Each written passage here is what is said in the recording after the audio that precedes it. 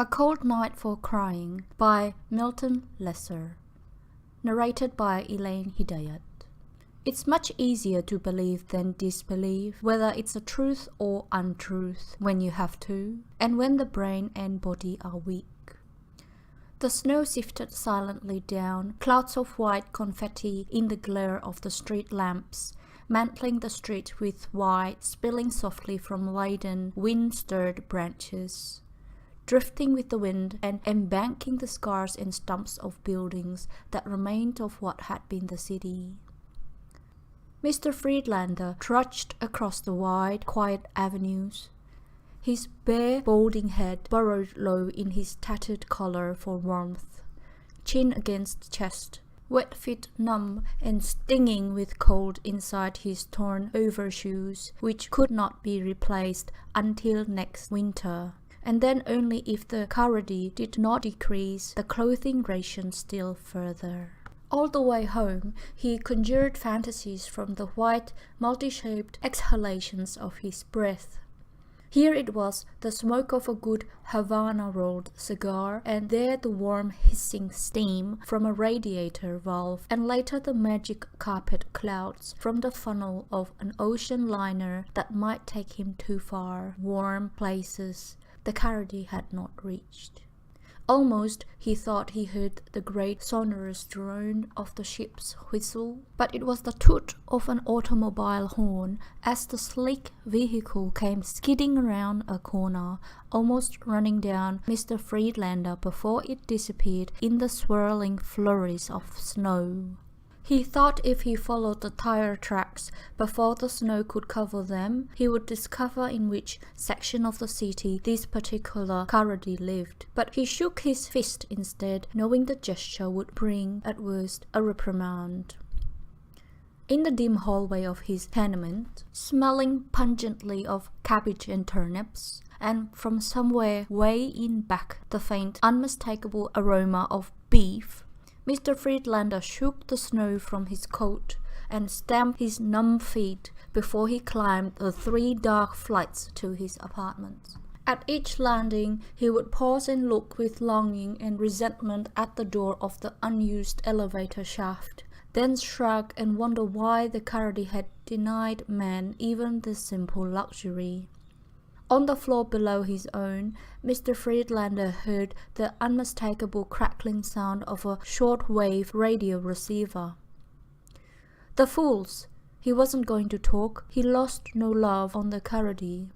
But there were others. There were neighbors, friends, brothers, even wives. There were the obvious quislings you shunned, and the less obvious ones you didn't suspect until it was too late. One thing you never did was listen to the shortwave radio so defiantly its crackling could be heard not merely on the other side of the door but all the way out on the landing. The punishment was death. Mr. Friedlander paused in front of his own door, where the odor of strong yellow turnips assailed his nostrils. It was so unsatisfyingly familiar, he almost gagged. The new generation hardly remembered the delightful old foods, but if Mr. Friedlander shut his eyes and thought, he could clearly smell steak and roast chicken and broiled lobster swimming in butter and a dry red wine to wash everything down slowly. So slowly he could taste every tiny morsel. He pushed open the door and began to shrug off his worn coat. "I'm home," he said to the scabby walls, the gas range which had been converted to wood when the Karadi suspended all public utilities, to the bubbling pot which exuded the turnip smell, to the drab sofa, the 2 wooden chairs, the table he had constructed from 2 old sawhorses, and the planking he had found long ago after the 14th Street bomb. From the small bedroom he heard sobbing. Mrs. Friedlander blinked red-rimmed eyes at him and squeezed his hand, wringing it as if it had been a wet rag. She was 44 years old, 6 years younger than Mr. Friedlander, with a face which once had been comely but now was lined, gaunt, and big-pawed. She was even thinner than Mr. Friedlander, but looked shapeless in her thick woolen sweater and the baggy work trousers he had stolen from the quartermaster store of the plant where he worked. "Try to tell me, Martha," he said. "It's good to talk." She looked at him mutely, opening her mouth to talk, but swallowing instead. "You tell me, Martha. There now." She managed to get the words out. "It's Freddie." Mr. Friedlander placed a tired arm about her shoulder. The feeling had started in the pit of his stomach, like when their son George had died of pneumonia 2 years ago this month. The Carrady had outlawed all wonder drugs, all hospitals, all medical schools. Helpless, they had watched George die, his big child eyes not understanding, asking for help. Mr. Friedlander always wondered if he had died hating them. "People die and you see them, you know," Mrs. Friedlander said.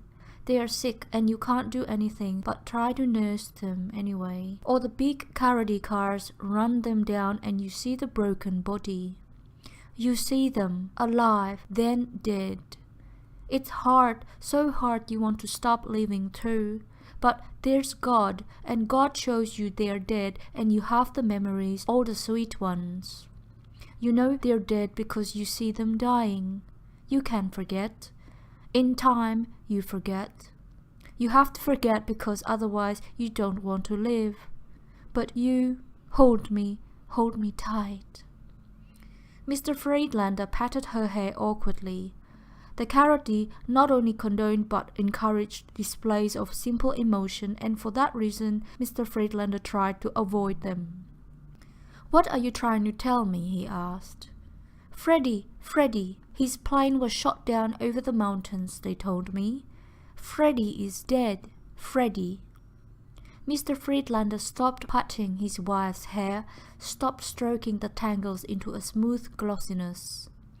He bent down and carefully unbuckled his torn overshoes, placing them carefully in a corner of the room.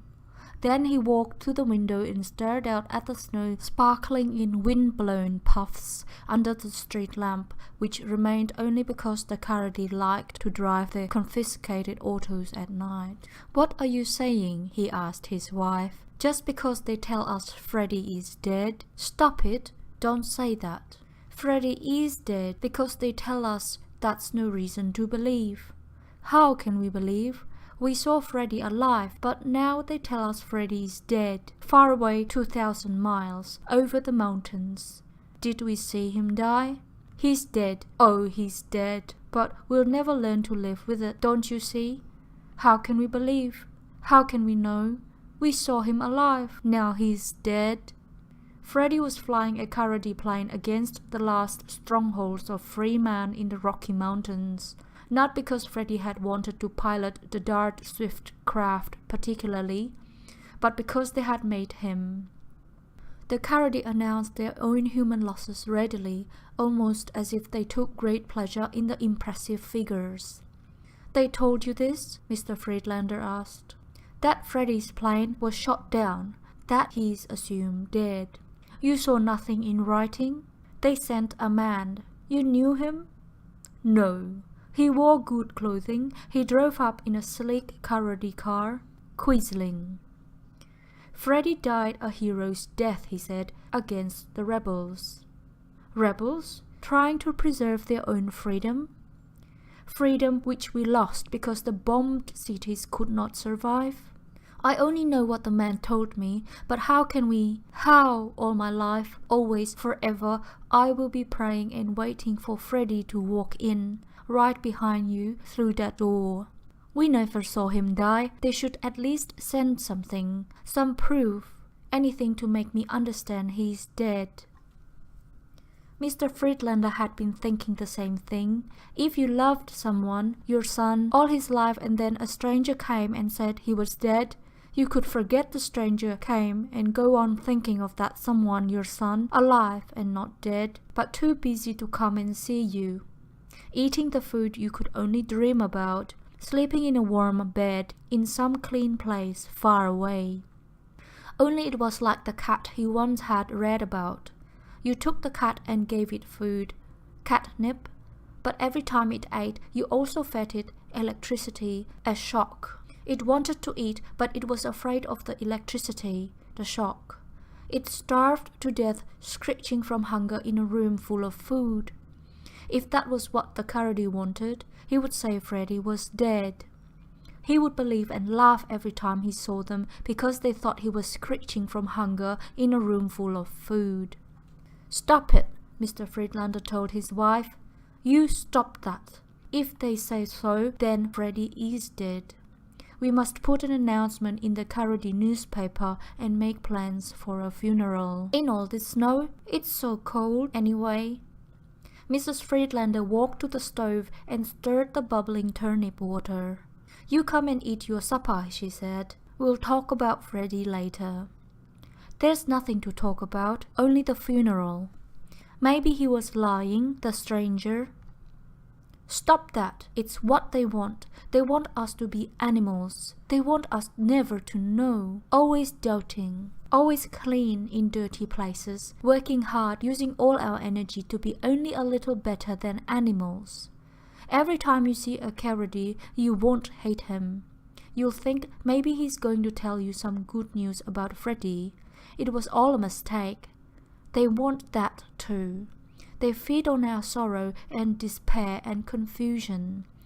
There is a word for them and their invasion and why they are here.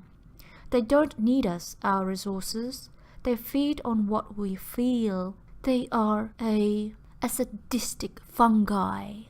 "Fred, eat your supper and you'll feel better. You must be half frozen." "It's warmer in here." Mrs. Friedlander shivered, although she stood near the stove. "It's still cold. I hope it's warm where Freddy is." He slapped her and was glad when she cried, then sorry, then glad again when she came into his arms, sobbing. They would make funeral arrangements in the morning. After supper, a man from the Karadi newspaper visited them. He wore a new overcoat and shining plastic overshoes and a bright scarf of red wool around his neck. His face was plump, his cheeks rosy, his well-groomed hair smelling of some expensive perfume when he removed hat and earlaps. "Mr. and Mrs. Friedlander," he said, his voice like the dimly remembered taste of pure maple syrup. "I bring you the heartfelt sympathies of the Karadi newspaper. If it is any consolation, know that your son, Freddy Friedlander Jr., died a hero's death against the barbarians of the mountains." His nose was running with the cold. He patted it daintily with a pale blue silk handkerchief. He offered Mr. Friedlander a small, dry, crackling cigar, took one himself and touched flame to them with a monogrammed lighter. Mr. Friedlander inhaled gratefully, allowing the unfamiliar smoke to sear his lungs painfully before he exhaled a long blue plume at the ceiling. For Mrs. Friedlander, the man from the Karadi newspaper had a small box of candy, the chocolate frozen over with powdery white, but by the expression on Mrs. Friedlander's face, succulent nevertheless. At times like this, the man from the Karadi newspaper said, after he had politely refused what was left of the yellow turnip mash, "It is customary to place an ad in the newspaper in the memory of the departed.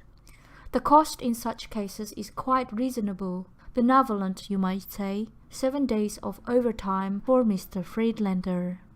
"But," said Mrs. Friedlander, "if we place the announcement in the Karadi newspaper, don't you see, we are admitting Freddy is dead." The man from the Karadi newspaper cocked an eyebrow in practiced surprise. "He is quite dead, Mrs. Friedlander. What my wife means is that, well, we didn't see him die." "Then you don't believe the Karadi?" "That's not it at all," said Mr. Friedlander. "If Freddy is dead, it is unhealthy not to believe. We want to believe. We find it difficult." "I would suggest a large ad in that case. 2 weeks overtime, Mr. Friedlander. Write it yourself. Don't use any of the forms. Write it from your heart, from what you feel deep inside. I suppose that is best, Mr. Friedlander admitted, secretly amazed at his own objective reaction to his son's passing. The sorrow would come later, he told himself. The grief, when it came, would be good. It would wash them clean so they could live again. Even at the funeral, he guessed they would walk slowly with measured tread and be sad, but they would expect Freddie to join them in their sadness, as if it were a funeral, but not his funeral at all. Mr. Friedlander was about to tell this to the man from the Karadi newspaper because he thought it was a great truth, and he had discovered it when there was a knock on the door. It was Mr. Davidson from downstairs on the second floor, a small old man, just bones and clothing and a high voice, who lived alone in the apartment where his wife had died 4 years before of old age. It was said the Karadi wanted old men like Mr. Davidson to go on living because they were unproductive and hard to be cared for by younger people who could hardly make ends meet, thus lowering the standards of living. Everyone in the tenement took turns inviting Mr. Davidson in for dinner. "Beautiful snow, isn't it?" Mr. Davidson demanded, puckering his dry lips in a toothless grin. "Have you heard about Freddie? Have you heard the news?" He seemed spitefully cheerful, Mr. Friedlander thought. Happy because he had outlived a man 2 generations his junior. If indeed it was such a case of sadistic glee, so like the Karadi themselves. Mr. Friedlander made a mental note to stop inviting the old man to share their dinner. "Yes, sir, great news," chirped Mr. Davidson. "Then who's your friend?" "He's from the Karadi newspaper," Mrs. Friedlander explained, "here to see about placing an announcement in the paper." "Damned quizzling," spat Mr. Davidson. The old folks certainly had privileges. That remark would mean a month of overtime for Mr. Friedlander, who turned earthenware kitchen pots on an archaic wheel. All it earned Mr. Davidson was a scowl from the man from the Karadi newspaper. "What great news are you talking about?" the man wanted to know. "Great news? Who said anything about great news? Why don't you mind your own business anyway?" "You said it, old man. Great news, you said. I want to know." "Maybe I did, and maybe I didn't." "You did." "Don't always remember. Just what were we talking about? Freddie Friedlander, wasn't it?" "Yes. Like I said, great news. We all don't get to die a hero's death." "No, sir. Look at me now. Die in bed one of these nights, just like that." Claw-like fingers snapped and made a singularly dry sound. "Who'll care? Who will know until I don't show up for dinner one night? Great news. Great thing to die a hero's death, I always say." The man from the Karadi newspaper smiled. "I certainly misunderstood you, old-timer. I like your attitude. If the boy is dead, let's look at the bright side of the picture." All at once, Mrs. Friedlander wailed Freddie's name and cupped her face in coarse, work-hardened hands. "Freddie's dead," she sobbed. "Dead, dead, dead." Mr. Friedlander gulped and turned away. If he touched her now, he would break down too. He plopped a fork in the turnip mash and made a little tracks with the tines, crisscrossing them like the tracks in the deserted railroad yards down by the river. "You see," the man from the Karadi newspaper said. "That's exactly what I said. The announcement is good for you. Let other people know about Freddie and you'll be able to live with your terrible loss. This man has been very helpful." "Please," Mr. Friedlander told him. "Not now." "But now is exactly the time." The man explored through his pockets and found an announcement blank for Mr. Friedlander, a stiff yellow sheet of paper folded over crisply 3 times, with words printed in uppercase letters and many blank lines to be filled in. Mr. Friedlander read it, handed it back to the man from the Karadi newspaper, who then asked questions and filled in the blanks with a precise hand as Mr. Friedlander answered him. The man stood up, giving Mr. Friedlander another small cigar and giving 2 of them to Mr. Davidson. "Carody blessings on you," he said. "You will be notified at work about your overtime, Mr. Friedlander. When will we see it in the newspaper?" "Tomorrow, afternoon edition. Carody blessings." The man was gone. "There," said Mr. Friedlander. "Go ahead and cry. It will do you good. Cry all you want." "Young jackass," muttered Mr. Davidson. "Thought he'd never leave. And don't you cry, young lady. Laugh, sing, jump for joy. I couldn't tell you the great news about Freddie while that man was here." "We heard about Freddie," Mr. Friedlander said in a chill voice. "Will you please go downstairs?" "You heard baloney, or you wouldn't be talking like that. Freddie ain't dead." "What did you say?" Mr. Friedlander stood perfectly still in the center of the room, his back to the stove, trying to peer through the window, which by now had frosted over. Mrs. Friedlander had stopped her crying, hands clasped in front of her below her waist in an obsequious oriental pose which the Carody promoted. "I said Freddie ain't dead." "What are you talking about?" "Heard it on the shortwave, by God. Wouldn't kid about a thing like this. I came busting in here to tell you, only that Quisling was here and I had to wait." "You mean it's you who owns the shortwave set downstairs?" demanded Mr. Friedlander. "I never stopped on the landing. I always ran upstairs. You see, I didn't want to know who owned the shortwave. Who listened to the free radio other side of the Rockies. Go ahead, say it. Listen to me, Mr. Friedlander. Those Carody ain't here to stay. If you stopped to think of it a minute, you would understand it like the rest of us." "The rest of you?" "Well, a lot of us anyway. They don't need us. We have nothing they want. They enjoy making us knuckle under, is all. Something in their makeup, I don't know what. They won't stay here forever, though some of us won't be around long enough to see them go." "What's all that got to do with Freddie and the shortwave?" "He's been captured, Mr. Friedlander, by the free folk. He's on their side now, the side all of us want to be on but can't be. He's alive, you understand?" "You wouldn't just be saying this. You're sure?"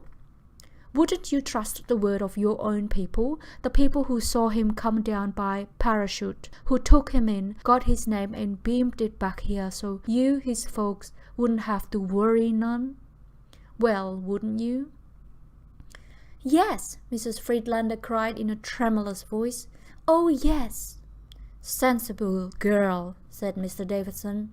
Walking to the window and wiping away a circle of frost with his hand, Mr. Friedlander felt a spring in his step he hadn't felt for 20 years, since the day the Carody came swooping down from space and caught the world in a tired breathing spell in World War III. Freddie was alive and safe. Freddie was free.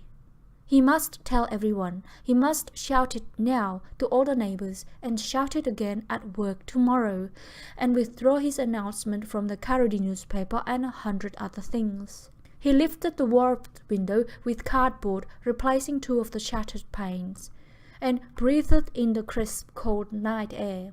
"I will visit the newspaper in the morning," he said. "Tell them to forget all about the announcement."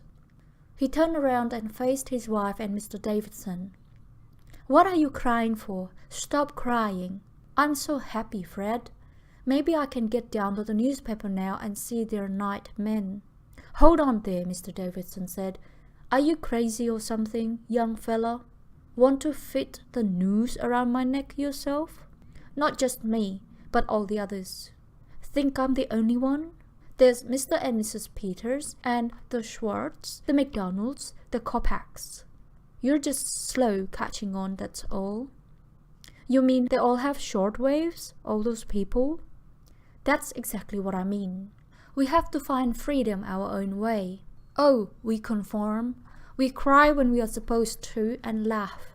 But at night we listen to the radio and learn some of the truth, so that when the Carody get bored with us and decide to leave, we can take our places in a free world. Took me 2 years to build that shortwave out of spare parts, but it was worth every minute. What do you do when they come round hunting? Mr. Friedlander asked. Hide it, of course. Son, you're afraid of your own shadow. I'm not. I just didn't know. For a time we were worried about you. Thought maybe you was a quisling. Now I had to take the chance. I just had to tell you. Listen, here's the thing. Here's what we'll do. We'll let the announcement stick in the paper. Got to make them think we believe. Then we'll have ourselves a real solemn funeral out to the graveyard near 92nd Street. Know a preacher who'll wring every last tear out of all of us. I mean all. We'll all go. The Kopecks, the Schwartz, the Peters, everyone who heard in on the shortwave about Freddie and how he's alive and everything. The sadder we look, the happier we'll feel later on. Then we'll have ourselves a real old-fashioned celebration, like before the Carody came. Mr. McDonald says he has a bottle of real champagne he was saving for when his girl Betty got married, but I talked him into letting us use it. Son, we'll pull out all the stops. Of course, you can't really get looped on an ounce or so of champagne, but we sure can try. Well, see you at the funeral. And Mr. Davidson went downstairs, cackling and whistling the dirge from Beethoven's Eroica. Well, said Mr. Friedlander to his wife, what do you think? I think it's wonderful. That nice man going to all that trouble. I'm not sure. What do we know about Mr. Davidson? Maybe he's lying. Maybe he wouldn't lie, not about a thing like that. I know how you feel. I felt that way at first too. Free and, well, relaxed for the first time in so long I can't remember. But then I got to thinking, what if he's senile? What if he's imagined the whole thing? It would be a sin to celebrate with Freddie dead. We could ask Mr. Peters or the others, and Freddie's not dead. That's what you want to believe. It's what I want to believe too. Mr. Friedlander walked to the window again, where the paint was frosting over once more, giving a ghost-like quality to the street, the lamps, the facades of the other tenements, the snow-laden trees outside.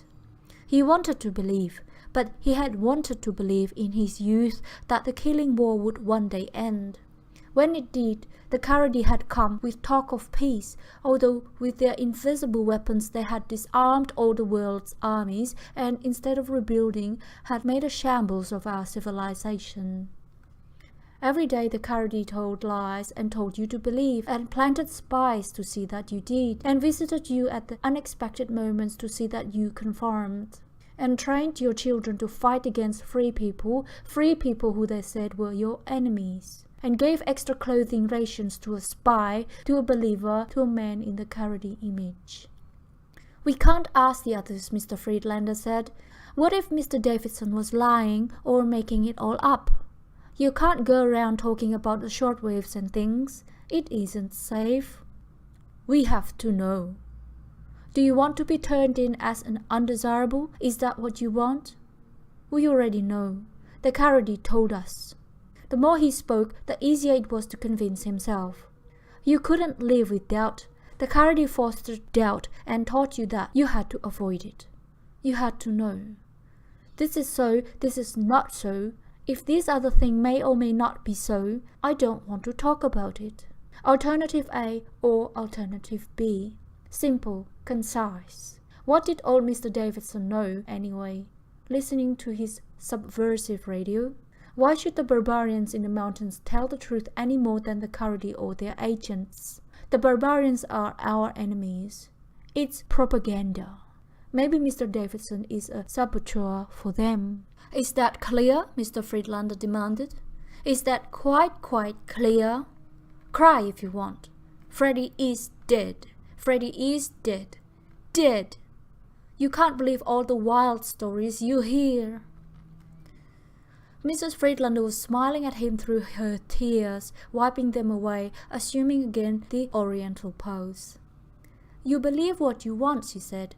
We won't celebrate. We won't pretend. We'll say Freddie's dead, but I'll believe what I believe. And I'm thankful to Mr. Davidson.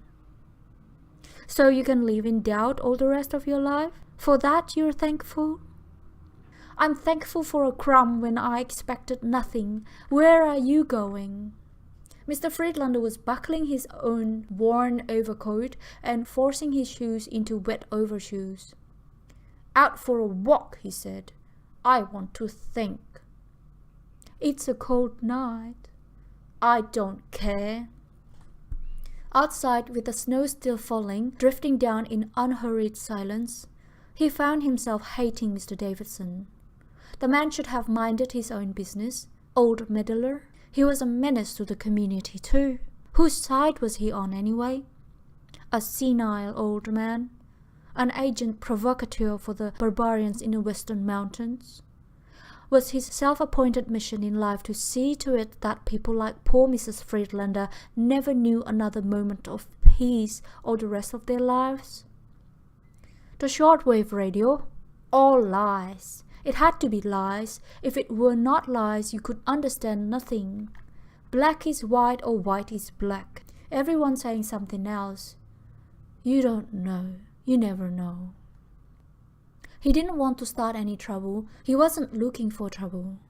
He was only a good, Carody-fearing citizen who knew his place. But Mr. Davidson had made a revelation to him.